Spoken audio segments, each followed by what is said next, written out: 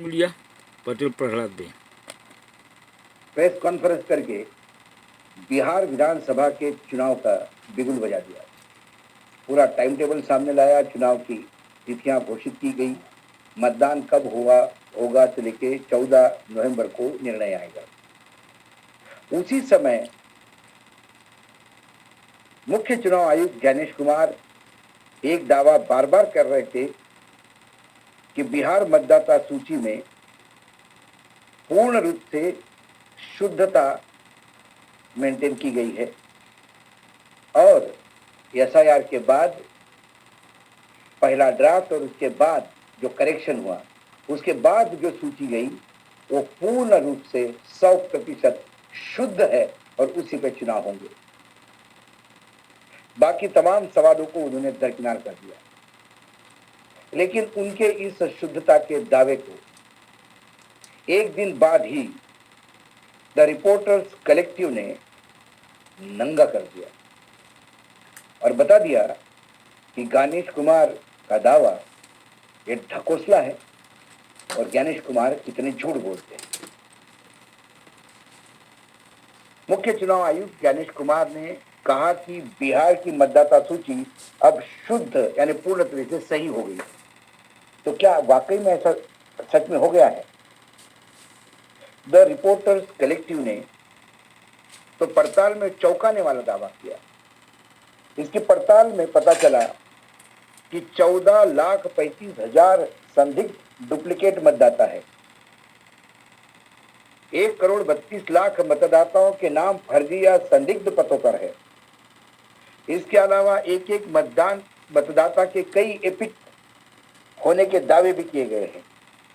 तो सवाल यही है, मुख्य चुनाव आयोग का दावा कितना सही और सूची पूरी तरह से कितनी शुद्ध है? द रिपोर्टर्स कलेक्टिव ने बिहार के 243 विधानसभा क्षेत्र की अंतिम मतदाता सूची का विश्लेषण किया। इसमें 14.35 लाख यानी 14,35,000 संदिग्ध डुप्लीकेट मतदाताओं का पता चला। ये वो मतदाता है जिनके पास 2 अलग अलग वोटर आईडी है, लेकिन उनका नाम रिश्तेदार का नाम समान है और उम्र में 0 से 5 साल तक का अंतर है। इनमें से 3,42,000 मामले सबसे ज्यादा चिंताजनक है, जहां दोनों वोटर आईडी पर उम्र पूरी तरह से मेल खाती है। इसके अलावा हजारों ऐसे मामले सामने आए जहां एक ही व्यक्ति के पास 3 या अधिक इलेक्ट्रॉनिक पहचान पत्र यानी एपिक है। रिपोर्ट के अनुसार विश्लेषण में यह भी पाया गया कि 1,32,00,000 मतदाताओं को 243 विधानसभा क्षेत्र में की अंतिम सूची में संदिग्ध और गैर मौजूदा पतों पर दर्ज किया गया है। ये वे पते नहीं जो निर्वाचन आयोग बेघर या बिना पंजीकृत पते वाले के परिवार को देता है।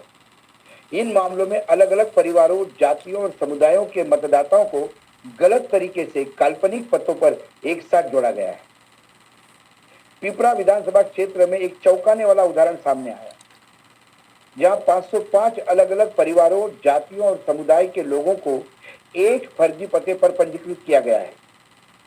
यह स्थिति सब सामने आई जब रिपोर्टर्स कलेक्टिव ने डेटा विश्लेषण के साथ मिलकर 243 विधानसभा क्षेत्र की अंतिम सूची का विश्लेषण किया। मुख्य निर्वाचन आयुक्त ज्ञानेश कुमार ने 5 अक्टूबर यानी परसों ही अंतिम मतदाता सूची जारी करते हुए यह दावा किया था कि एसआईआर के सफल समापन के साथ बिहार की मतदाता सूची शुद्ध हो गई है। 22 साल बाद ऐसी सफाई हुई है। अब यह अभ्यास पूरे देश में किया जाएगा।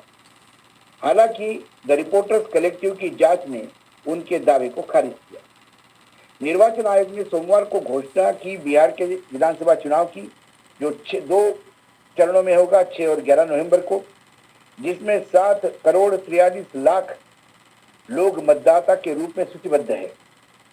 विशेष गहन संशोधन यानी एसआईआर की प्रक्रिया 24 जून को निर्वाचन आयोग ने बिहार में मतदाता सूची के विशेष गहन संशोधन की घोषणा की। 25 जून से 25 जुलाई तक पहले चरण के सभी मतदाताओं को नए सिरे से पंजीकरण करने के लिए कहा गया। इस दौरान बूथ स्तरीय अधिकारी यानी बीएलओ पूरे राज्य में फैलाकर मतदाताओं से गणना फॉर्म वितरित और इकट्ठा करने में जुटे हैं। शुरू में सख्त दस्तावेजीकरण की मांग की गई, लेकिन बाद में सुप्रीम कोर्ट के हस्तक्षेप के बाद नियमों में ढील दी गई। मतदाताओं को बिना दस्तावेज के फॉर्म जमा करने की अनुमति दी गई। 1 अगस्त को ड्राफ्ट मतदाता सूची प्रकाशित हुई, जिसके बाद द रिपोर्टर्स कलेक्टिव ने अपनी जांच शुरू की। जांच में कई खामियां सामने आई। पहले वाल्मीकि नगर विधानसभा क्षेत्र में 5000 संदिग्ध मतदाता पाए गए, जो उत्तर प्रदेश के पड़ोसी विधानसभा क्षेत्र में पंजीकृत थे। इसके बाद पीपरा, बगाहा और मोतिहारी में 80,000 मतदाताओं के फर्जी या संदिग्ध पतों का पता चला। तीसरी जांच में 142 विधानसभा क्षेत्र में 5,56,000 संदिग्ध डुप्लीकेट मामले सामने आए, जिनमें 1,29,000 मामलों में उम्र जैसी सभी विवरण पूरी तरह से मेल खाते थे। बिहार के मुख्य निर्वाचन अधिकारी ने इनको जवाब देते हुए एक्स पर कहा, ड्राफ्ट सूची अंतिम नहीं है, यह जनता की जांच के लिए प्रकाशित की गई है ताकि दावे और आपत्तियां दर्ज की जा सके। उन्होंने कहा कि दूसरा चरण पूरा होने पर सभी त्रुटियां ठीक हो जाएगी। दूसरे चरण में 2 महीने तक स्थानीय निर्वाचन अधिकारियों और बूथ स्तरीय अधिकारियों के मतदान द्वारा जमा किए दस्तावेज की जांच करनी। राजनीतिक दलों या अन्य मतदाताओं को सूची में हटाने या जोड़ने के लिए दावे दाखिल करने को कहा गया था। हालांकि रिपोर्ट की पड़ताल में कहा गया कि इस दौरान कोई खास ठोस सत्यापन नहीं हुआ। रिपोर्ट के अनुसार पीपरा के गलीपुरा गांव में पहले की जांच में 509 मतदाताओं को एक फर्जी पते पर पंजीकृत किया गया। अंतिम सूची में 505 मतदाता उसी फर्जी पते पर दर्ज है। रिपोर्ट के अनुसार स्थानीय मतदाता शिवनाथ दास ने बताया, दूसरे चरण में कोई बीएलओ हमारी जांच करने के लिए नहीं आया। हमने खुद ही सहयोग की पेशकश की, लेकिन कुछ नहीं हुआ। हमारे पड़ोसी दशरथ दास ने इसे चुनाव आयोग की लापरवाही करार दिया। मुजफ्फरपुर शहर में वार्ड पार्षद शटन कुमार ने अपने मृत माता पिता उमा देवी और चंद्रामणि शाही के नाम मतदाता सूची से हटाने की बार बार कोशिश की, लेकिन वे अंतिम सूची में बने रहे। उन्होंने कहा, मैंने कई बार अनुरोध किया, लेकिन कोई सुधार नहीं हुआ। यह जल्दीबाजी में किया गया काम है। द रिपोर्टर्स कलेक्टिव की यह जांच बिहार की मतदाता सूची में गंभीर खामियों को उजागर करती है। निर्वाचन आयोग के शुद्ध दावे की बावजूद डुप्लीकेट मतदाता और फर्जी पते जैसी त्रुटियां बनी हुई है। ये एसआईआर का सत्य। और हमारे जो चुनाव आयुक्त है, मुख्य चुनाव आयुक्त, वो हर ऑब्जेक्शन को हंसी मजाक में टाल देते, या ये विपक्ष की चाल है, या ये यूं ही हारने वाले रोने लगते हैं, और हमने विश्व का सबसे बड़ा चुनाव आयोग है और हम सबसे बेहतरीन काम करते हैं, खुद की पीठ थपथपाते हैं। सुप्रीम कोर्ट भी, ये केस सुप्रीम कोर्ट में भी चल रहा है, सुप्रीम कोर्ट भी भ्रम में है शुद्धिकरण को लेकर। बिहार एसआईआर की अंतिम मतदाता सूची पर सुप्रीम कोर्ट को भी भ्रम है। अदालत ने चुनाव आयोग से साफ करने को कहा कि क्या अंतिम सूची में जोड़े गए नाम वे हैं जो पहले ड्राफ्ट सूची में हटा दिए गए थे। सुप्रीम कोर्ट की यह टिप्पणी बिहार के मतदाता सूची में कथित गड़बड़ियों के बीच आई, जहां लाखों लोगों के नाम हटाने की और जोड़ने की प्रक्रिया पर पारदर्शिता की कमी का आरोप लग रहा था। 2 दिन पहले मुख्य चुनाव आयुक्त ने दावा किया, बिहार मतदाता सूची पूरी तरह से शुद्ध है और 12वीं साल बाद ये प्रक्रिया की गई है।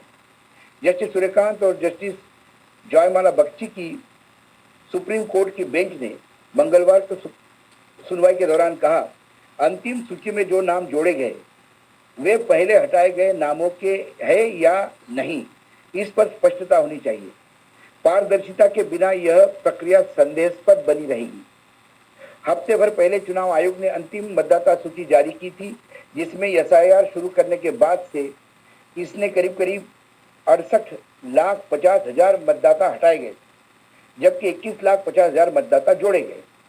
अंतिम मतदाता सूची के अनुसार अब बिहार में कुल 7,42,00,000 मतदाता है, जबकि एसआईआर प्रक्रिया शुरू होने के पहले यानी 24 जून 2025 तक 7,89,00,000 मतदाता थे।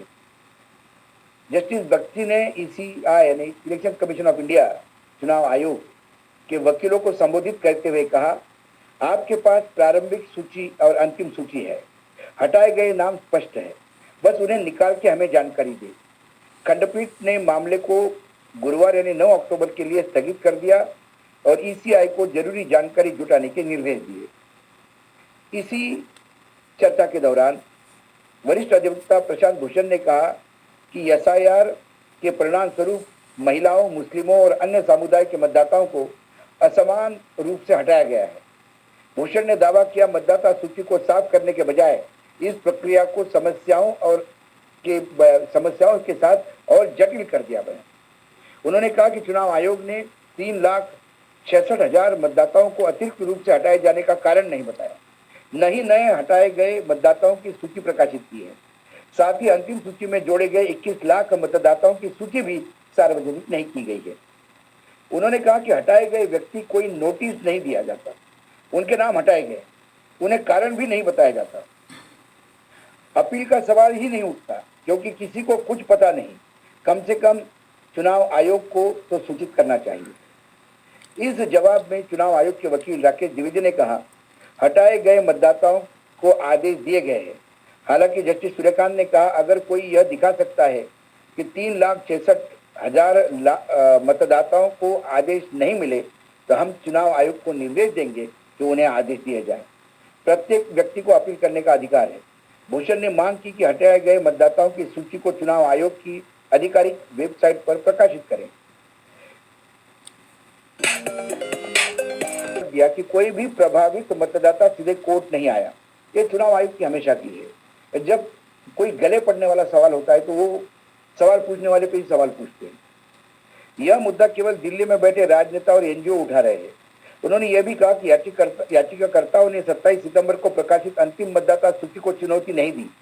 उन्होंने कहा कि एक बार चुनाव प्रक्रिया शुरू होने के बाद अदालत के हस्तक्षेप से बचती है, क्योंकि ईसीआई ने पहले ही बिहार के चुनाव कार्यक्रम घोषित कर दिया है।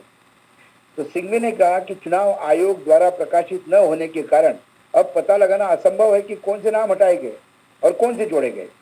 प्रारंभिक सूची में 65 लाख मतदाताओं के नाम हटाए गए। अंतिम सूची में चुनाव आयोग ने 21 लाख मतदाताओं के नाम जोड़े।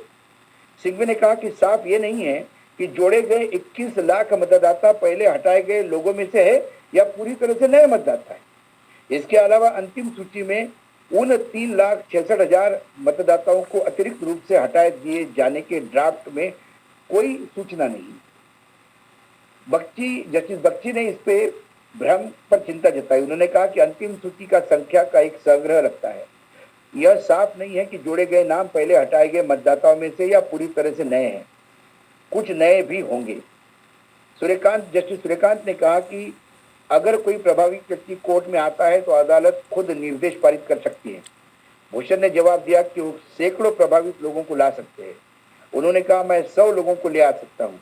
आप कितने चाहते हैं? मैंने पहले भी उदाहरण दिए। कितने लोग सामने आएंगे? एक बड़े पैमाने पर उल्लंघन है। भूषण ने एक ऐसे व्यक्ति का हलफनामा सौंपा जिसका नाम कथित तौर पर हटाया गया था। ये सर्वोच्च न्यायालय में चल रहा मामला है। सर्वोच्च न्यायालय स्वयं बेंच जो है, जो सूर्यकांत जी का बेंच है, जो अब चीफ जस्टिस होंगे कुछ दिनों के बाद, वो खुद कहते हैं कि भ्रम की स्थिति बना कर दी है। ज्ञानेश कुमार चौड़े होकर कहते हैं कि इससे ज्यादा शुद्ध हो नहीं सकती, और रिपोर्टर्स कलेक्टिव ने इस शुद्धता की सारी हवा निकाल दी गई। सीधा हिट किया है चुनाव आयोग के दावों पे, लेकिन चुनाव आयोग है, उनको कोई फर्क नहीं पड़ता। चुनाव आयोग गलत है। चल रहा है। कोई कितने भी सवाल उठाए, कोई कितने भी कोर्ट में उनको लताड़ दे, इसके बावजूद भी वो डटे हुए हैं कि हमारी सूची ही शुद्धता है, जबकि अशुद्ध आचरण से किया हुआ काम शुद्ध सूची कैसा ला सकता है? सवाल ये है। आज डायरेक्ट हिट में इतना ही। कल फिर आता हूँ किसी विषय के साथ।